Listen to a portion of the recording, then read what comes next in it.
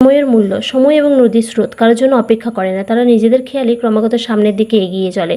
তাই আমাদের প্রত্যেকেরই সময় সম্পর্কে সচেতন থাকা দরকার। মানুষের জীবন সীমিত সময়ের মাঝে আবদ্ধ। একটা নির্দিষ্ট সময়ের পর তার মৃত্যু ঘটে, অথচ জীবনে অনেক কিছু করার থাকে। তাই সীমিত সময়ের মাঝে সেগুলো সুন্দরভাবে শেষ করার চেষ্টা করা দরকার। ছাত্র জীবনের ক্ষেত্রে সময়ের মূল্য সম্পর্কে সচেতনতা বোধ থাকা বিশেষ জরুরি। সময়ের কাজ সময়ে করতে হবে, নতুবা পিছিয়ে পড়তে বাধ্য। নির্দিষ্ট সময়ে ঘুম থেকে উঠে পাঠ্যাভ্যাস করা দরকার, সেই কাজ নিয়মিত করতে হবে। পরে করব বলে কোনো কাজকে ফেলে রাখলে সমূহ ক্ষতির সম্ভাবনা। তাই অলসের মতো বসে থাকা চলবে না। যে শিশু শৈশব থেকে সময় মতো নির্দিষ্ট কাজে মনোনিবেশ করে সে জীবনে সাফল্য অর্জন করবে। সময়ের মূল্য সম্পর্কে ছাত্রাবস্থায় সচেতন থাকলে পরবর্তী জীবনে সে অনেক পরিমাণে এগিয়ে যেতে পারবে।